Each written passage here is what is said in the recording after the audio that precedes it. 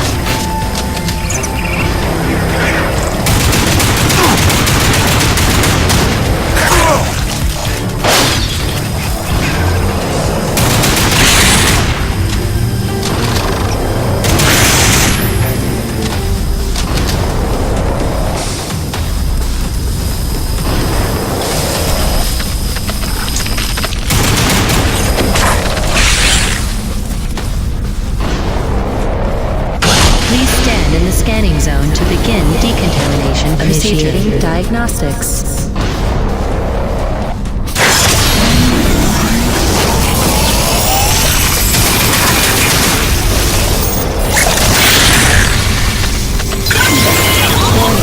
Foreign organism detected. Performing containment analysis. Your cooperation is appreciated. Please remember to report any indigenous life forms within the station to the appropriate zone manager. Have a good day.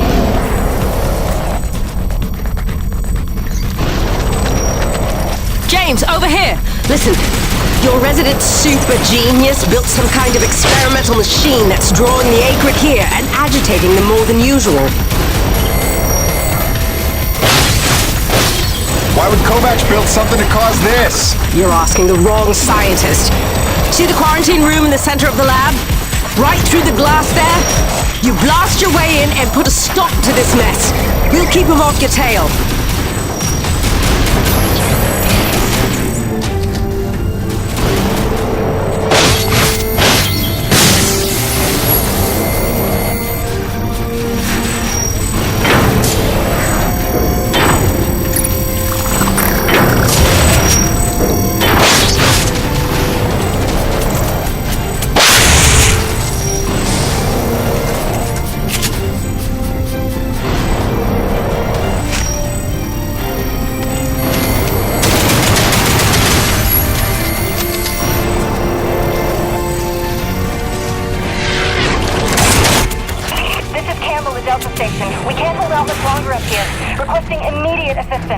Jim was on his way to stop the cause of all this.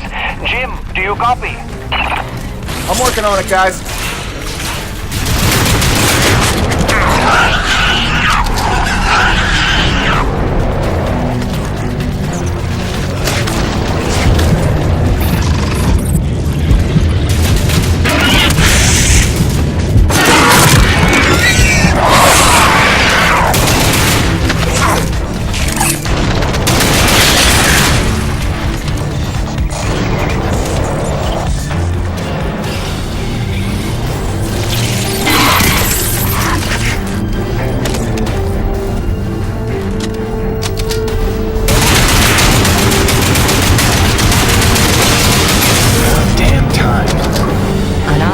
Use of Nevik equipment must be reported to the appropriate sector manager.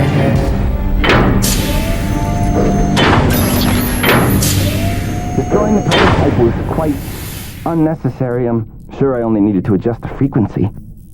Yeah, sorry for the inconvenience. Hope saving your life didn't put you out. Oh no, I forgive you. I know carnage and mayhem is part of your nature, and without it, you just wouldn't be you. Or nearly as useful to me. You made a device.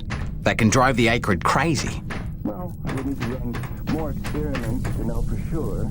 Establishing a baseline of sanity for these creatures might be prohibitive of itself. Nevertheless, I'm glad the base was able to witness my breakthrough. What, you telling me you did this on purpose? No, not at all. But the experiment is still a resounding success. The Acrid was enduring.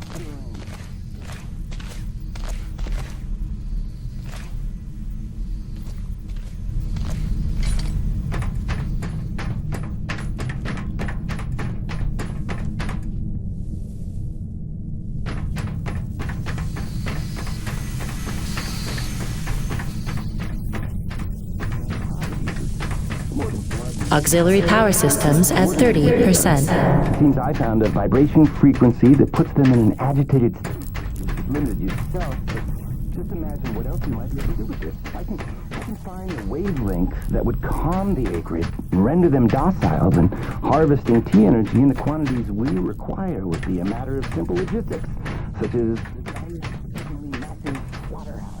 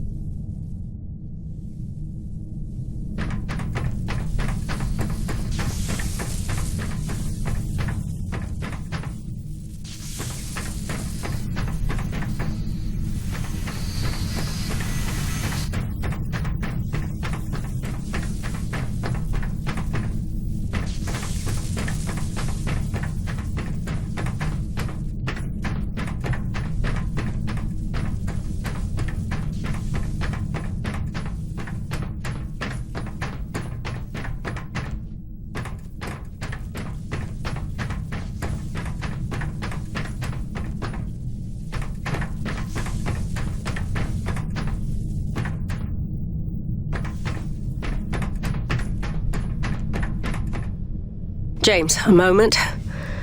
Listen, I don't want to cause a general panic or anything, but just glancing at Coronis while heading in, she's in bad shape. The way the storms are increasing in intensity, I'm concerned it's only a matter of time until the structural integrity is compromised. I don't know, Doc. Seems like a pretty good reason to panic. You got any suggestions? I may. There are some tests I'd like to run, but I'd need your help. Wait for my call and we'll chat properly. In the meantime, I'm sure Braddock wants to catch up with you.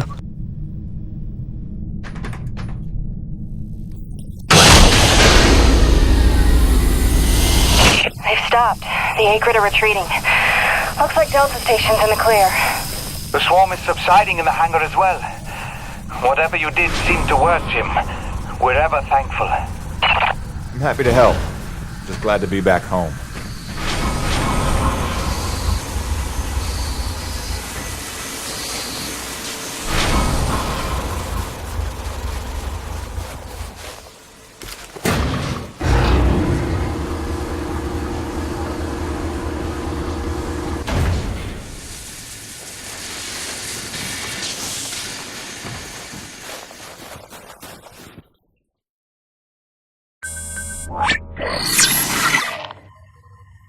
Science is not an exact science. At its best, science is chaotic and unpredictable. Often produces a foul odor that you cannot scrub from your fingers. Nature has bottomless mysteries and contradictions, a fanfare of ironies and impossibilities. Male seahorses bearing litters. Frogs consuming their own offspring. Entire population infused with its planet's lifeblood. I've observed these things with my own eyes. I've carved the verities of truth from them with my bare hands. Any answer, and I do mean any answer, can be dissected into being. Any secret can be cut open, and the scalpel is sharp enough. This is science, right? 80% patience and 20% is cutting things open.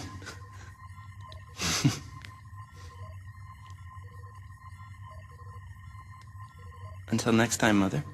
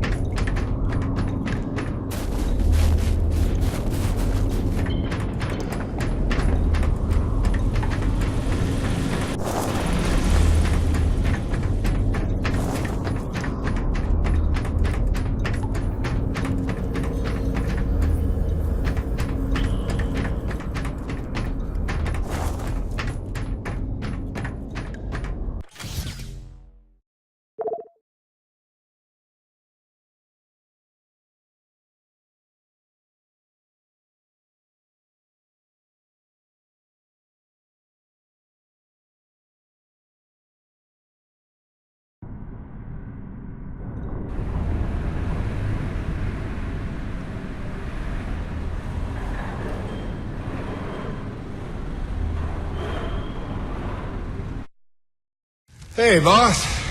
Nice to see everything still running as smooth as ever. I knew you're still alive. So where the hell you been? So, you fought a G-class Acrid, fell down the side of a mountain, landed on the other side of Shat's Peak, and somehow survived for 2 weeks before you got back into comm range? Thankfully, the rig was flush with rations and ammo. Lucky timing, I guess. I don't know if you've got a good luck charm or you are one. Funny how often luck feels just like getting my ass kicked. Jim, you know, I take you at your word, of course, but I'm sensing there's a little more to your story. Well, now that you mention it,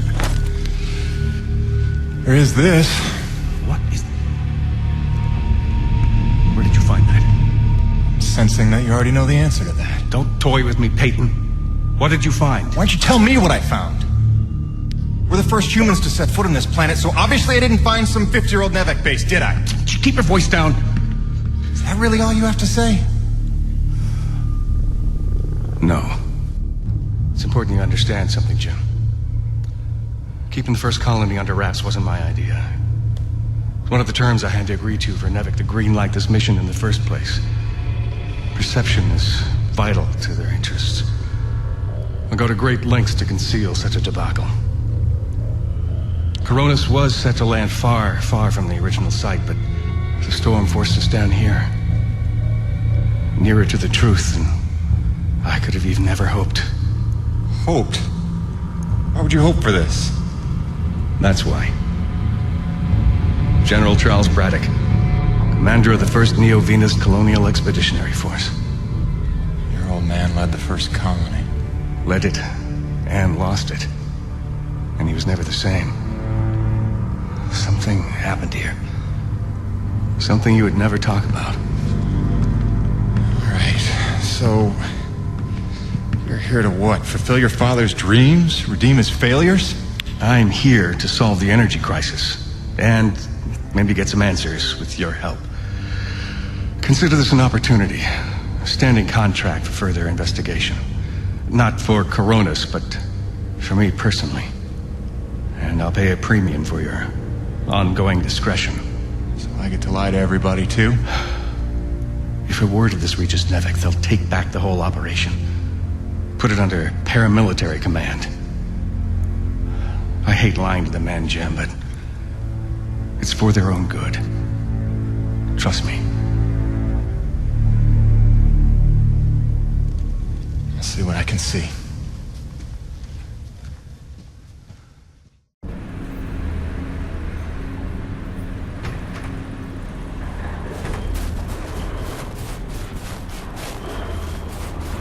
By the way, Jim. A supply drop came in while you were away, and if I'm not mistaken, we got all the parts we need for a couple of major upgrades to your rig. One of them's a gas torch. I've got some contracts for you on the new pipeline, so I need you ready to do some welding. The other upgrade? Well, I'll just let Gale show you that one.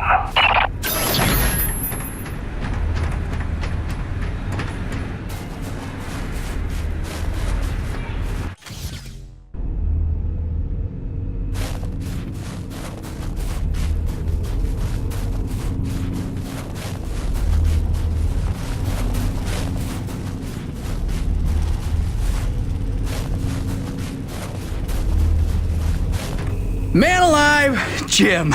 I'm glad you're back. It was a long couple of weeks. Of course I told him you'd make it. Never a doubt in my mind. Oh, won't Braddock be happy? His favorite back from the dead. LaRoche is happy to see you too. Hey, major upgrade time for you. Parts came in for an acetylene torch. Sexy, right? I can slap that together in no time. But the other upgrade, it's gonna take significant surgery, but you're gonna love it. Consider it a little welcome home gift from Braddock and yours truly. Your chassis is a Dynasty 2 swing arm. Platform compatible. All the access holes line up and everything if we want to fully convert. You game? I trust you, Gale. And if you hurt her, I'll cut your arms off. Sweet!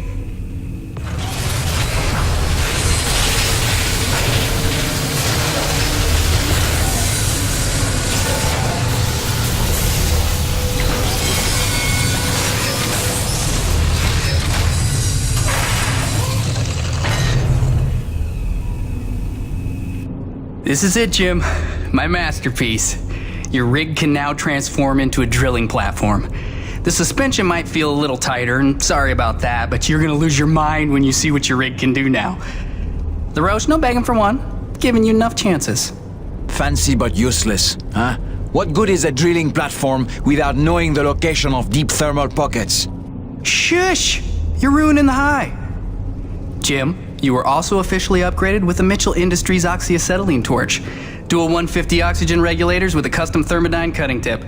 It's a small flame for welding and cutting, so don't expect to melt the environment with it. It's pretty pyro-proof. Gotta say, proud of this one. Just check the valve reseals on the cylinder from time to time. And the Frankenstein rig keeps growing. Yeah. LaRoche, can I have a second alone with Gale? I don't want to be here for this anyway. Au revoir. Listen, Gale, can you look at getting a replacement for this purifier? Dude, this is like 50 years old. I don't think a modern day replacement would work with wherever this came from. But I can look at repairing it for you.